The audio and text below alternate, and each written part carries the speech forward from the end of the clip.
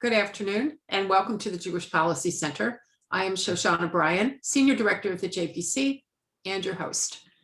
Before we go to our guest, Professor Mark Meirowitz, here is your JPC commercial. So people ask me why, after more than a year of webinars, I'm still doing the commercial. Thank you for asking, because it gives me a chance to brag in two different directions. First, about the JPC, and second, to say there are new people on this call every week. And that's really great. So please continue to circulate your invitations to your friends and help us grow the circle. The JPC was established in 1985 as a 501c3 organization, providing analysis of both foreign and domestic policies. That's policies, not politics. You can find us on our website at jewishpolicycenter.org. There you can sign up for our Insight articles and our magazine In Focus. The spring issue of In Focus is out. That's the one on priorities for Congress and the administration. And our guest today, Mark Meirowitz, is featured in that issue. The upcoming one is the summer issue, and that's my favorite. We're going to the Israel issue. So that's jewishpolicycenter.org. The JPC supports a strong U.S. defense capability, U.S.-Israel security cooperation, and missile defense. We support the legitimacy and security of Israel against anyone who would deny them. As an organization that sits slightly to the right of center, the JPC advocates for small government, low taxes, free trade, fiscal responsibility, energy security, and free speech and intellectual diversity. In this series of talks, we've been very happy to bring you scholars and policymakers on issues including China, Israel, Iran, the war between Armenia and Azerbaijan, and human rights. Today, we're on our home territory. We're going to talk about political polarization and see if the founding fathers can help us manage our current state of affairs. A reminder, you are muted, but you can send questions during the presentation by using the Q&A or chat function on your screen. And now our guest. Dr. Mark Meirowitz is a professor of humanities at the Maritime College of the State University of New York. He specializes in Turkish foreign policy, U.S.-Turkish relations, and Turkish-Israeli relations, which will perhaps be a topic for another day for us. But he's also a professor of American history and constitutional thought. He has taught classes in the Supreme Court and the Constitution, American political parties and the presidency, the immigrant experience in America, women's history and labor history, and cultural history, as well as America in the 20th century. I assume that extends to the 21st century. He holds a JD from Brooklyn Law School and a PhD in political science from Fordham University.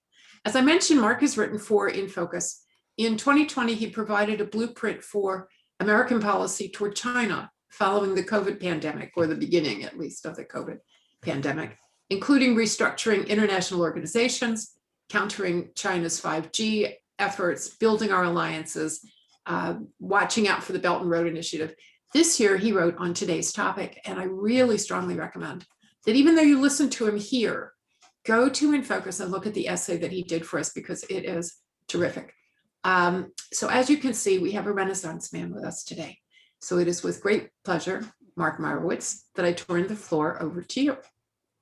Well, first of all, I would like to thank you, Shoshana, for inviting me, and to thank you, Shoshana, for all the work you have done with the JPC to put it really in the center of the discussion on policies and analysis of important issues that all Americans should be concerned about. And it is a tremendous privilege to do this today, and also to have written for In Focus. I love In Focus when it comes in the mail. It is absolutely beautiful. It looks better than The Economist, okay? The cover is even more graphic, beautiful. I love it. Anyway, today, this is sort of an outgrowth of the article that I wrote for Shoshana for In Focus called Can the Founding Fathers Help with Today's Challenges? And, you know, I just thought maybe it'd be interesting to look back at the Founding Fathers and see what did they think about the issues that really vex us and the conundrums that they face. By the way, just as a point about polarization, I mean, if you think we have polarization, I mean, the Founding Fathers had polarization to the nth degree. Hamilton, Jefferson, Burr. I mean, Burr and Hamilton had a duel and Burr killed Hamilton. That's polarization. They really, they hated each other. You know, it's true also that Jefferson and Adams didn't get along. They were ideological, opponents. But as the years went on, they started writing letters, and they both died on the same day, July 4th, 1826. And interestingly enough, I think Jefferson died in the morning, and Adams died in the afternoon or the evening. When Adams died, of course, there was no Twitter, no phones, no anything. Adams thought Jefferson was still alive. His last words were, "Jefferson lives." I asked my students, why would Adams care if Jefferson lives? That's exactly the point. He felt that the nation would continue. And it was true that Jefferson had died, but I mean, the point was he had optimism that even though he was the ideological kind of different opponent maybe from Jefferson, but he recognized Jefferson's greatness and leadership and understood that even your opponent can be a leader and doing things for the benefit of America.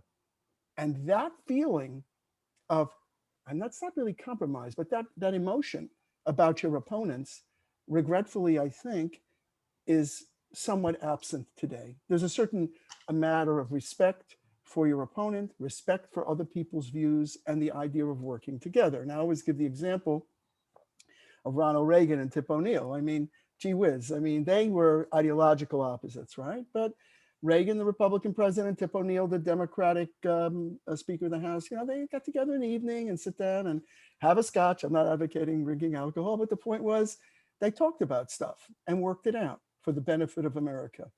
And so I think it's worthwhile to take a look at what ails us and what are the problems that we're facing, and did our predecessors think about any of them? I mean, one other thing, just apropos polarization. I mean, can you imagine the polarization in the election of John Quincy Adams against Andrew Jackson?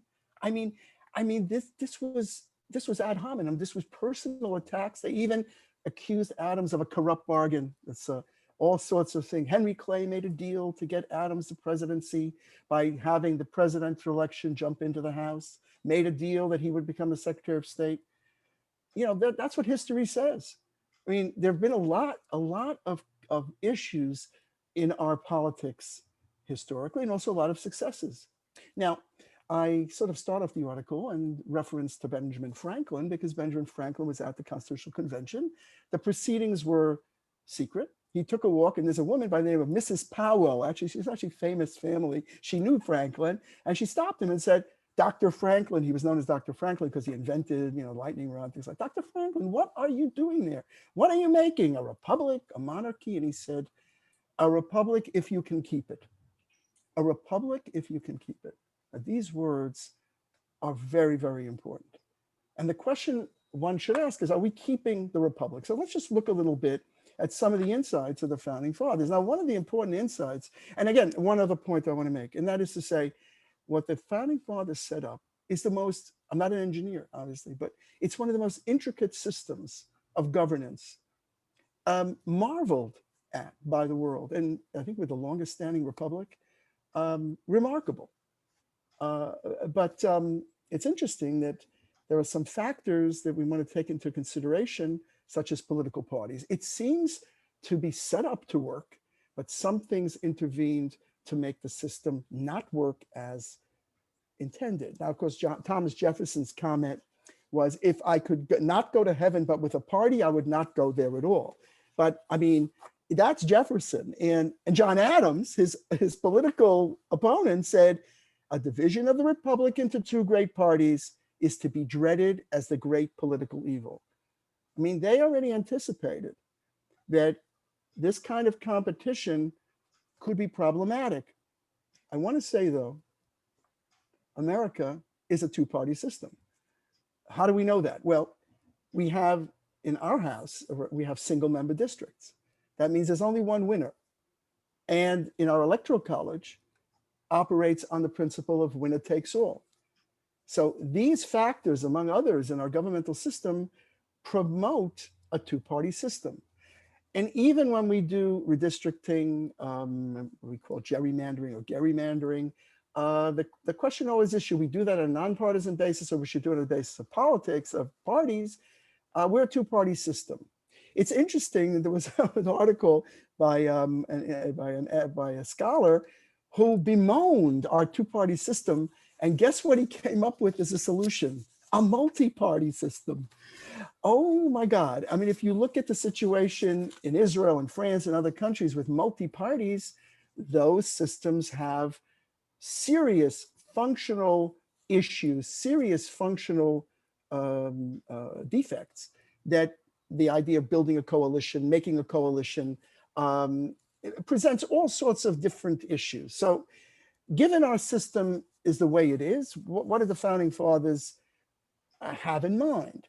So they were realists. They came up with a system that they believed would work based on this idea of separation of powers, checks and balances.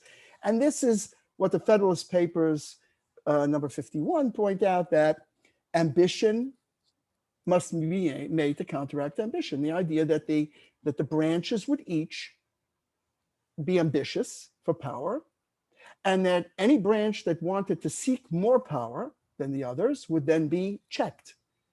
And we know from our civics classes, there's a veto and there's judicial review, and the president selects nominees that have to be approved by the Senate, an intricate system. The other thing that they said was, if men were angels, you wouldn't need a government. That's an important point. They recognize that we're human, that government is run by humans. And as a matter of fact, if you read the statements of the founding fathers about the people at the time, it's quite shocking that they were quite elitist in their ideas about the people. They didn't really respect the people. Their point was, we looked around for the system that will be the best system. We looked at monarchy, we got rid of King George, aristocracy, oligarchy. We've looked at them all. The only one that is legitimate is deriving the source of power, as our Constitution says, from we the people. In one of the incredibly, I think, astute points, Jeremy Belknap said the following. He said, in framing a government, right, which is to, I'm sorry, this is in Federalist number 51. In framing a government to be administered by men over men, you must first enable the government to control the governed, and in the next place, oblige it to control itself. This is American government in a nutshell. I always tell students, this is the American government in a nutshell, because we are creating a system, say the founding fathers, which is going to work. It's going to be like a mechanism. And each system, it's one thing to give power to the branches, to government, but they're always going to try to aggrandize power. What do we have to do? Set up a system that will prevent any branch from extending its power too much. Now, I just wanted to see if I could find that other point. Yes. Now, Jeremy Belknap's comment is very important. He says, let it stand as a principle that government originates from the people, but let the people be taught that they are not able to govern themselves. This was a very, I think, pessimistic view of the people. Now, why was it that the Senate originally was elected by the state legislatures? Because the founding fathers didn't trust the people to be, they said the elite would know who we should select. The Electoral College originally was, the concept was there'll be these electors, and they will be people who would know who the right person should be for the presidency. Our system has changed precipitously because we are a system of the people's rights, and the people vote, and we the people. The Senate is elected directly by the people. Now, the Electoral College faces a great deal of scrutiny and criticism, and a proposal to substitute it with a national popular vote. But if you think about it, and we just looked at the apportionment, we just got the numbers on the census, think about it. If you add up Montana, Wyoming, and a bunch of these little states, they have enough, they get electoral votes, they get 3 electoral votes. California now has 52 plus 2, so 54. They lost 1 seat in the House. Proportionally per capita, the people in Montana and why I always tell my students there are 5 million sheep in Wyoming. I come from Manhattan, so I don't really know. And there may be 1,000 people. It's not true, I'm exaggerating. But the small states, each person has more influence when they vote for president than the residents of California. So our system is set up in a way that it is designed to work. It is designed to work, but there are challenges to the system. And one of those big challenges has been political parties, right? Political parties upending our system, interfering with the proper functioning of these checks and balances. Now, here is a statement by John Stuart Mill, which is quoted actually in Chief Justice Rehnquist's book on the Supreme Court. And again, it really is indicative of today's problem with politics. He says the disposition of mankind, whether as rulers or fellow citizens, to impose their own opinions and inclinations as a rule of conduct on others, is so energetically supported by some of the best and by some of the worst feeling incident to human nature that it is hardly ever kept under restraint by anything but want of power. Now, I think, to me, Mill talks to me because today's politics is all about aggrandizement of power and influence of political parties. And that is our conundrum and our problem of today. Now, I want to spend 1 minute before I get to what these conundrums are and what's happening, just talk about compromise. The founding fathers put this together with compromise. And it's amazing compromises in American history. The great compromise of the two branches, the Senate elected by equality of states, and the House by population. But there was also the compromise of 1790, right? Madison, Jefferson, and Hamilton had a dinner. I would have loved to be a fly on the wall. And what did they come up with? Which nobody remembers today. DC, right? We would have a capital in the South. Where did that come from? You don't really hear about it. Hamilton wanted his financial program to be passed. Couldn't get it done. The southern states were not happy with his funding and assumption. They thought he was benefiting the northern states. But then they agreed to this. It's very important. Largely forgotten today in the movement to make DC the 51st state. And that's also our tendency to forget history. Compromise is the Missouri Compromise, Compromise of 1850, Compromise of 1833 with the tariff. All of these historical events were cobbled together. And indeed, in the case of the Compromise of 1850, Daniel Webster participated in that compromise to the ruination of his political career, which is why JFK put him in Profiles in Courage. He said, I'm an American. I want to keep this country together. So I am not going to be a Massachusetts man, even though Massachusetts is very anti-slavery. Of course, that's the context of the time. But the emotion, the feeling is a very good one. He wanted to keep our nation together. Another example, another hero in Profiles in Courage is Senator Ross. Senator Ross, who cast the one deciding vote in the impeachment of Andrew Johnson. He lost his career.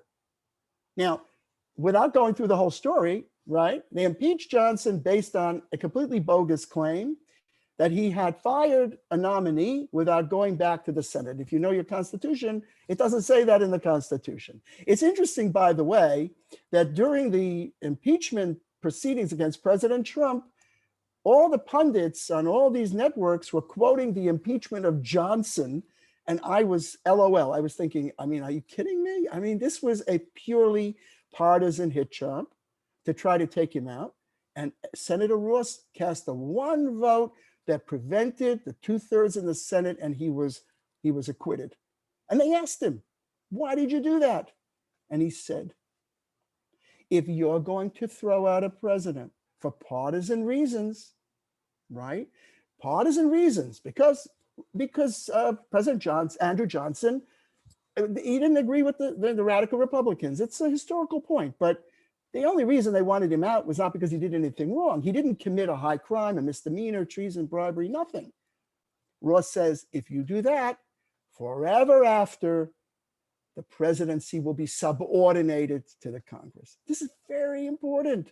Again, heroic efforts to keep the Union together, to keep the society together, making sacrifices, political sacrifices to keep it together. Another example is what, of course, interesting point. The Jeffersonians did not like Chief Justice Samuel Chase, Federalist. Didn't like him. They want him out. So they proceeded to try to kick him out, but they didn't. They didn't kick him out. And that was a lasting legacy in the idea that you don't throw out justices in the Supreme Court for simply partisan reasons. Same idea. So again, compromise, it's absent. Now, I just want to talk about some of the current activities right now. What's going on in terms of our politics is very, very important. Again, ahistorical. The filibuster and cloture. Why is there a filibuster? The reason for it, the Senate is not the same as the House. The House is a majoritarian institution. Whoever has the majority runs the show, gets the speakership, gets the committees, but not the Senate. The Senate has always been a body, which I talk about in the article, where Washington said the Senate cools down the passions of the people. The Senate is more deliberative. And so it's not just it's not supposed to be purely a majoritarian institution. Why a filibuster? Well, it's a rule, and it says, used to be 2/3, now it's 60 votes. It says you're going to compromise. Now, I was just reading, I'm sorry, I just absolutely, there's an article in the Times, I think yesterday or today, where the writer, I actually can't put my fingers on it right now. Yes, it's called The Futility of Peace in Politics from Saturday's Times. Can you imagine a scholar saying the following thing? He said, bipartisanship, very bad. Bipartisanship just leads to gridlock, right? He says, bipartisanship is the Sasquatch of American politics, rarely seen but fervently sought. The opportunity for finding cross-party support has evaporated. So he thinks it's better to run it on a one-party system.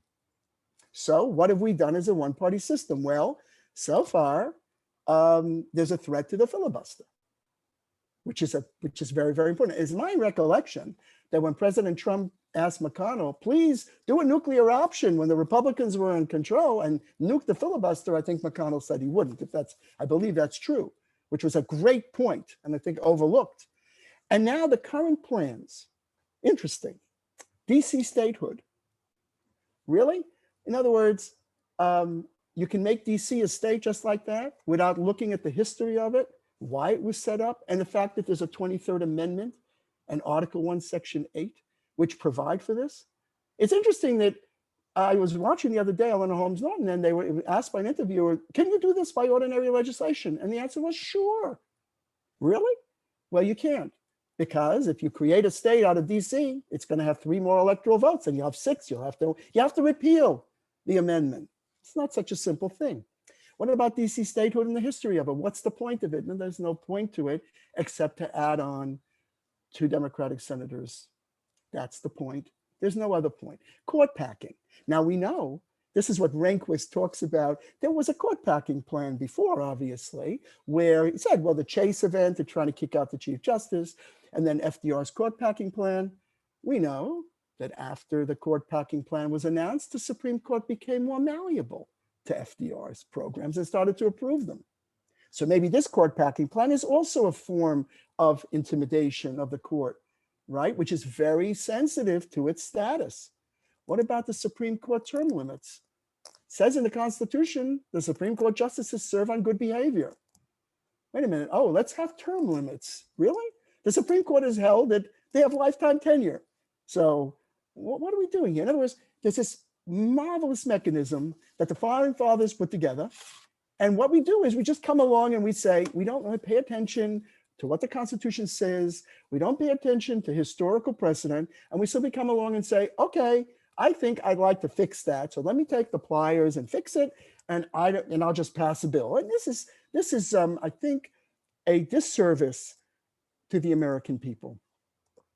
So I think that overall, what I'd like to say is I want to be an advocate. And by the way, on the Supreme Court, the Supreme Court, Hamilton said, is the least dangerous branch, right? because it has no sword, has no power of the purse. But you know what? From the Democrats' point of view, it's the most dangerous branch because it has 6 conservatives and 3 liberals, and they feel that's dangerous, right? The court's very important to the stability and our coordinate branches. It's very important to keep its independence and to survive as an independent branch and not just to become another political branch. It's had a lot of influence. In the Steele seizure case, the court said, Truman, can't do that. In the US v. Nixon case, the court said, too bad, Nixon, you got to produce the tapes. We have a rule of law.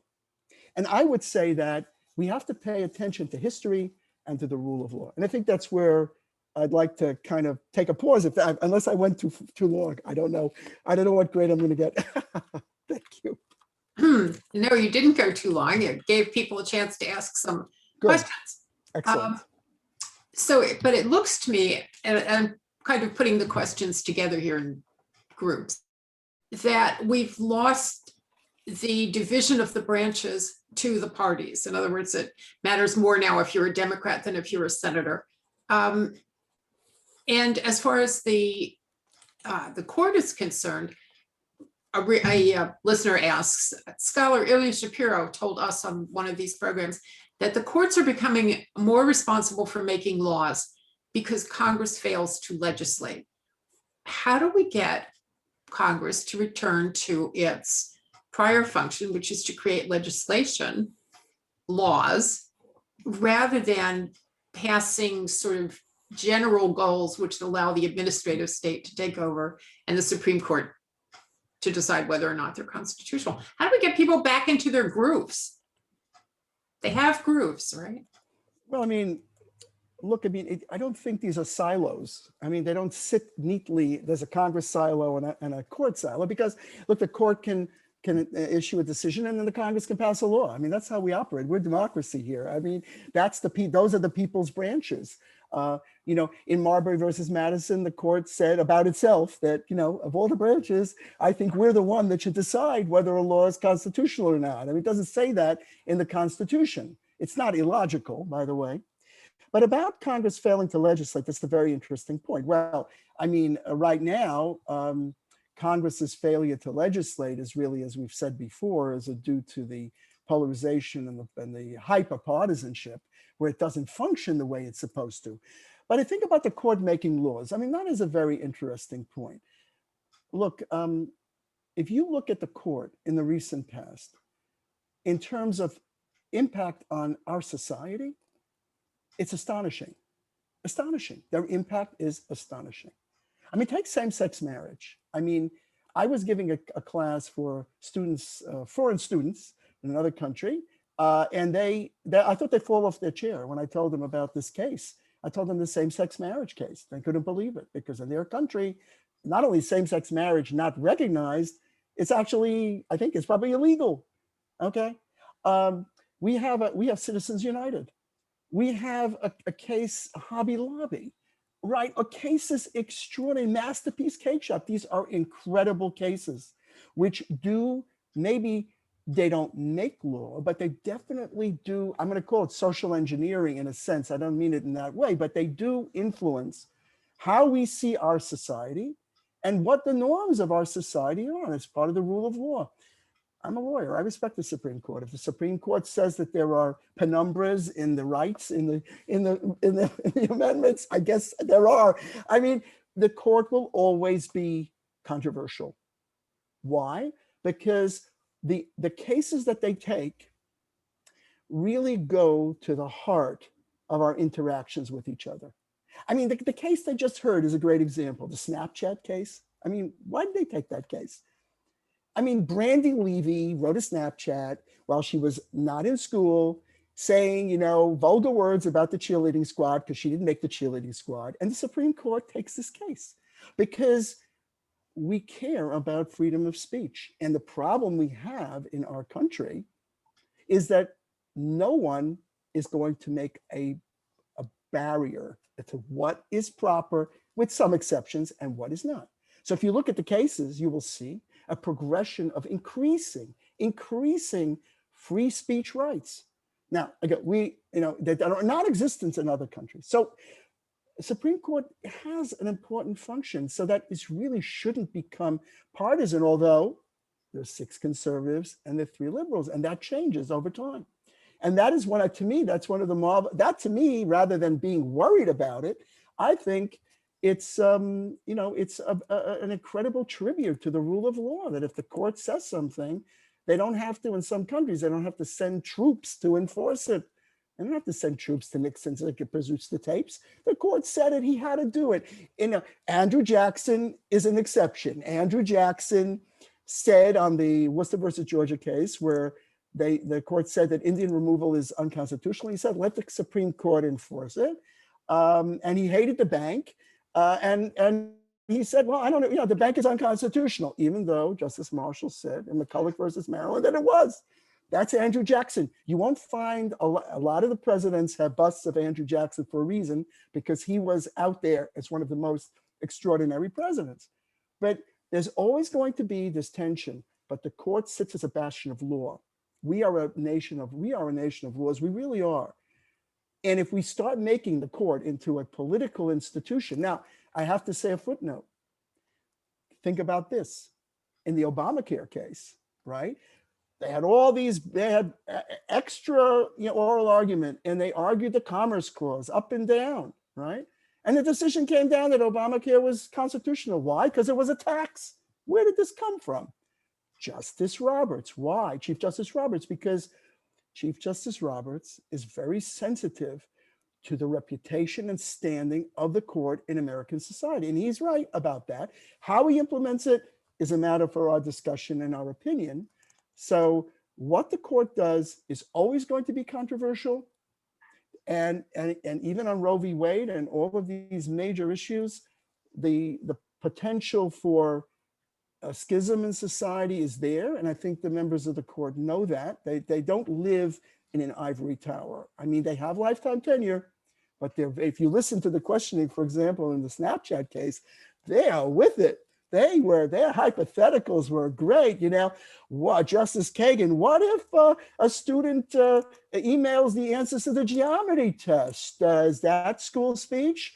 What if, and the what ifs were just incredible. So they're with it, and they know that their standing is always, and it's not standing in the legal sense, but their reputation, standing in society is always going to be controversial.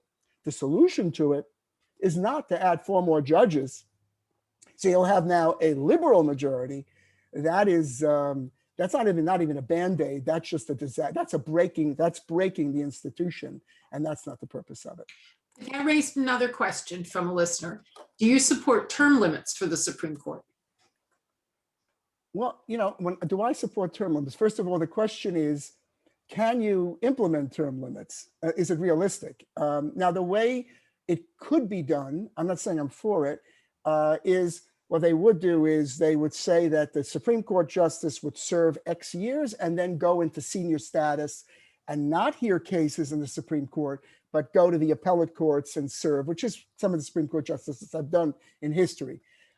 I feel very strongly wedded to what the founding fathers were thinking. I mean, honestly, I want to hear what does Hamilton think about it? What do the founding fathers think about this? When they said good behavior, they didn't mean, some students think, well, that means they have to be very law-abiding and all that. I don't think that's what they meant. I mean, Supreme Court has said it means life tenure. Why do you want life tenure for Supreme Court judges? And there, I think it is clear that you don't want these judges to be swayed by the vagaries and caprices of politics, which, as we know, it's a rough ship. You hit a pandemic, you hit an economic crisis, and we want someone to be removed from that maelstrom and from that rocking ship. And that's what the Supreme Court is all about. Now, that doesn't mean that our judges in the Supreme Court will not have ideas and ideologies. I mean, I had the privilege of taking 2 courses with Justice Scalia with the Federalist Society for a day and a half each. I mean, unbelievable.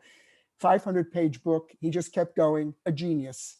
Okay, that doesn't mean all lawyers have to adopt originalism, but we should be talking about these issues in the context of our constitutional thought and jurisprudence, not dismissing it as, as wrong. That's my point. I mean, the criticism of the court needs to be, there has to be a way to engender, again, the rule of law. Now, I always say, and I always think that our Constitution and our constitutional law has a lot of logic to it.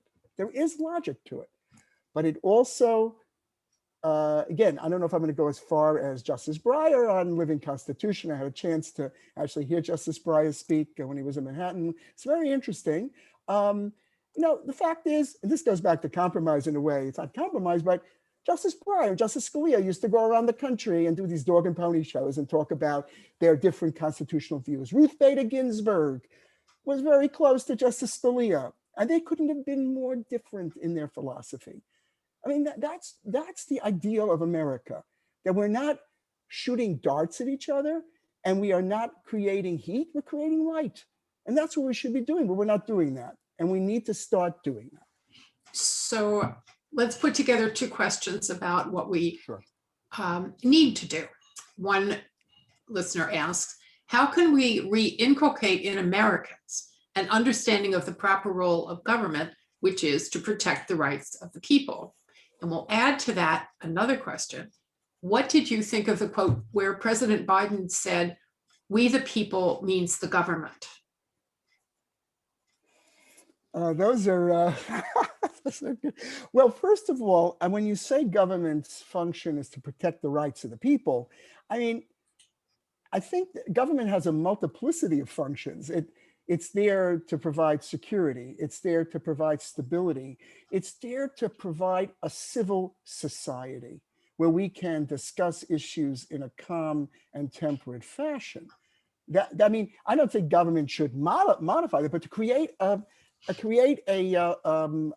atmosphere for that. And how do you do it? You do it by your leaders providing an example in the way that they interact. So if they would give us a better example, I mean, censuring one another, I mean, what a wasting of time. They should be sitting down and saying, in the profiles encourage, be courageous, be a leader, be out there, sit with your opponent. And and the truth of it, there are definitely members of the House and Senate that do this. There's no question about it. We don't always hear about it, but they do it, and they need to do it more. And to give this example to the people and to young people to see what civil discourse is about. But when you see storming of capitals and all kinds of things like that, this has a very deleterious impact on our young people, and an example that it sets. And by the way, the rest of the world is very upset about it too, believe me, because they look at America as sort of the city on a hill that Reagan said, which was from the Puritans. All eyes are on us. That's true. All eyes are on us. The world is looking at us, and the American people are looking to our government. And about rights of the people, there's no question that we live in an extraordinarily free society. I mean, really. I mean, you listen to, and not to go too much off the topic, which I don't want to, but if you listen to, Chancellor Wang from China, or you listen to our adversaries out there, the way they talk about us, you would think that, we're just an ordinary country and, we have these ideas. And no. The point is, we're not an ordinary country. We're an exceptional country. We're a country that stands up for rights, for the people's rights. And not only that, we want to help the world.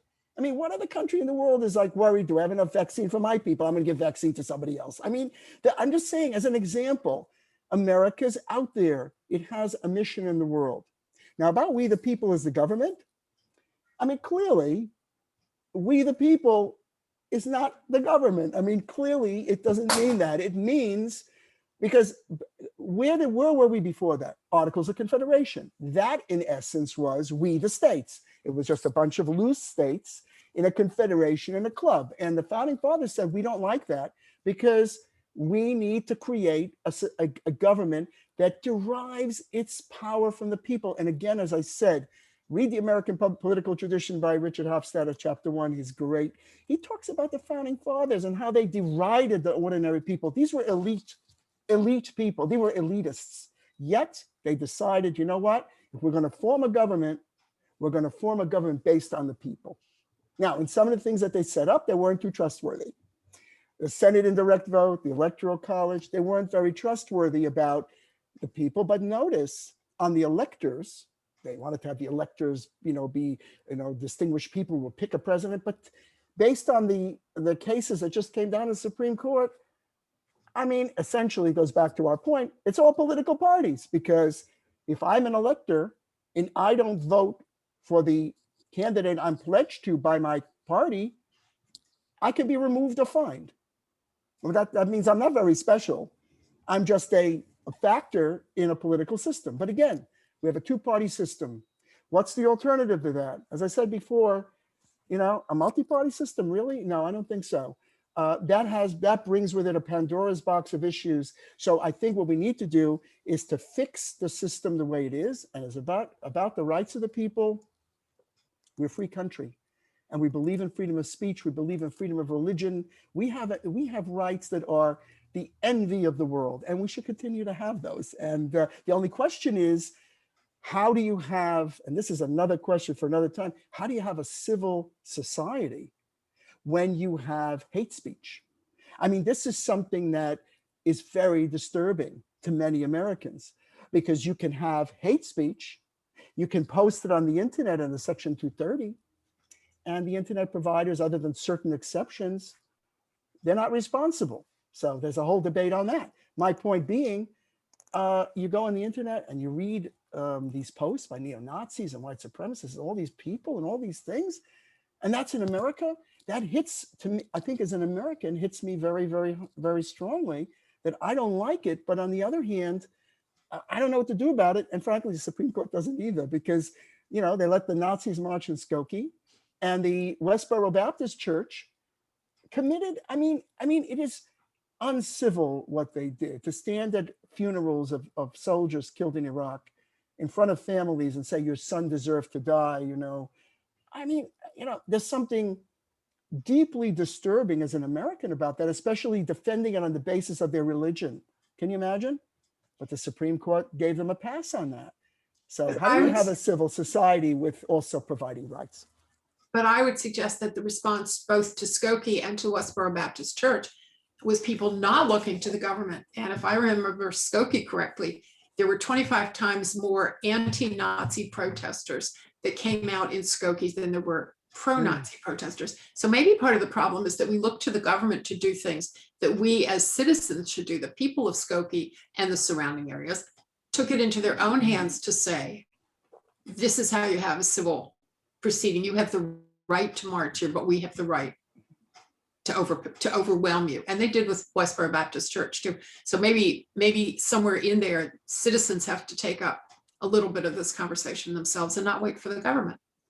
We have two more questions that I'm going to dump together, both on the point of your point of we being a nation of laws. So one of the questions is, or comments is, the Justice Department doesn't appear to always apply laws equally based on left or right politics. And how do we deal with that? Number one. And number two, would you square it with states and cities that act in defiance of federal law? For example, this person notes immigration, although a lot of the immigration stuff I think is actually presidential, what do they call those things? When the president decides something is not laws. But anyway, how do you square the unequal application of laws to various parties and states and cities that act in defiance of federal law? Well, in the Justice Department, I mean, this is a point I think we were talking about before we started, about the administrative state of the power of agencies in the government to basically make law. I mean, there's absolutely no question that, and again, in the hands of which political party you're talking, I mean, it shifts from one to the other.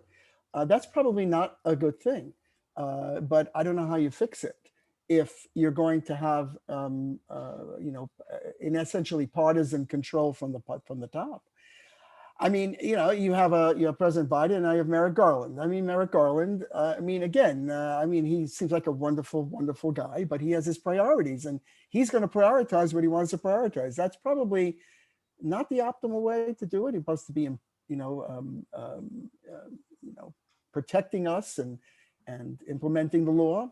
So that's about that. That's just not just the Justice Department, that's the entire federal government, which has a tremendous amount of leeway in terms of implementing laws. I mean, this is not, I don't think this is a Democratic or Republican issue. It's a partisan issue, and it's been from every administration. Now, about the states and the cities, for example, on sanctuary cities, I mean, that's a very good example. In immigration, you're going to have, particularly on the states, there is a very, very strong thread in American history of states' rights. It goes all the way back to the Virginia and Kentucky resolutions against the Alien and Sedition Acts. I mean, and it goes all the way through the Civil War, and it goes all the way through Obamacare, where the attorneys general of many states went to court to say, you cannot implement this rule, this mandate on insurance against the states, because we are the states and we protect our citizens. States' rights is alive and well in this country. There's no question about it. I don't think we have an answer to it. We know the federal government, according to the Constitution, is supremacy clause, but implementing that is somewhat difficult given the thinking of Americans. And it's also individualism. I think it's kind of don't tread on me. I mean, there was federal governments in my life. Federal government is the problem, not the solution. We've gotten a diet of this stuff all the way. And, and I would say that, and I always ask students, tell me, which government do you think is closer to the people, the feds or the states? And, to me, again, it's kind of a tension, but the federal government is involved in everything, right? We saw, for example, recently with marijuana legalization, we see a real conflict between state law and federal law that is, I don't know, if you want to solve it, let me know how you do it, because the problem was that the feds came in, the DEA, and they confiscated the medical marijuana, but in Colorado it was legal. I mean, California, I think it was California. But in any event, how do you resolve that? Very, very, very difficult. I mean, even in the localities, there were sheriffs who said, I don't care if they legalize marijuana. I'm not going to allow a marijuana, harvesting center in my precinct. So that's the tension between local government, that is state and local government, and the federal government, and there's no solution in sight.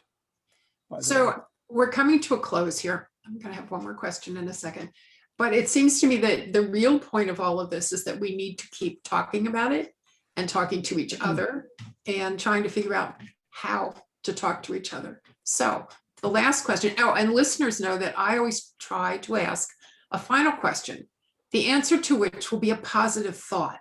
So please, Mark, as you listen to this question, see if you can formulate a positive answer. The listener writes, can you speak to cancel culture on college campuses for center or right of center students and professors? Are you comfortable speaking about these issues working together? And what is the response from students to what you tell them about learning from the founders? Right. So I think it's not really personal to me, really. I mean, in my classes in American history, I have discussions on all of the issues and try to tie together what's going on today to what happened with the founding fathers. I mean, that to me is a teachable moment. There's a teachable moment now every day, every 5 minutes. There's been a teachable moment. We had 2 impeachments, right? 2 impeachments, right, of the same president, a impeachment trial, and then a trial of a former president. I mean, but in terms of the upheaval and what you call the cancel culture and the polarization of right and left, I think talking these issues out, very important. And not in a way that I would try to sway anybody one way or the other, although I tried to bring out some realistic points that and again, I think the positive note, which is what we need to have at this point, is as follows. We've gone through waves or a series of let's say stresses or challenges to our political culture, to our society. We've had them all along. In the Vietnam War, the United States, Americans were very polarized. Today, that's historical. The kids today don't know anything about it. So each generation has its challenges. I think the solution is talking it out in a civil way and not trying to hammer on someone your idea, and to have a civil discussion. And we really don't have it. The thing I also think is very problematic in our media today, which is a whole other subject, whatever, it's separate realities. I mean, I go on one station, I'm in one political party. I go another station, I'm another political party. Never the twain shall meet, to quote a great poem. I mean, we need to have more bipartisan, more discussions which are looking at, I say factual only in the sense that we should have takeaways from our history, from our politics, and apply them to where we are, and not to have conclusions. By the way, the other thing is very important, which I say to students, obviously, is you should read everything. Read everything, know all the points, know all the points of view, so that you can understand them all. Like as a lawyer, I can argue any point. I learned this in law school. I can argue any point, any side of any question. But in the real world, people are opinionated, and we have to show respect and be able to compromise. And to go back to the point, and my positive point, I'm going to be guardedly optimistic, because I do believe that when we come out of COVID was an extra pressure and made people very stressed, including our leaders, our governmental leaders. And we went through some crazy times, but as hopefully we go out of COVID and maybe settle down a little bit more, maybe we can start talking to each other and solving our problems. I mean, I think the point is America's unique in that we are obsessed with our history and obsessed with our problems and try to fix them. I don't think we paper them over. We say, this was a problem, let's fix it. This was another problem, let's fix it. And I think many societies out there don't do that. And we do it. By obsessing over it, it causes a lot of tension, but it could lead to more discourse and respectful discourse, solving our problems together, and not just one group solves problems and the other group is ignored. I mean, and nobody likes to be ignored. So we should all, get together. We should all get together and talk civilly and have a good discourse. I think that's positive. Now, there is a positive end to a great conversation. Mark Myrowitz, thank you for being with us. Read everything, speak civilly, solve problems. If we could do those things, we would put ourselves, I think, very quickly on the right track, regardless of political parties, regardless of whatever. And then we could be like the angels that the Federalist talked about. I'm not going there. That's right. I'm not headed for the angels, but I will settle for read everything in civil discourse. Exactly. Thank you for joining us, ladies and gentlemen. Thank you for joining us, and we will be back again next week. Thank you so much.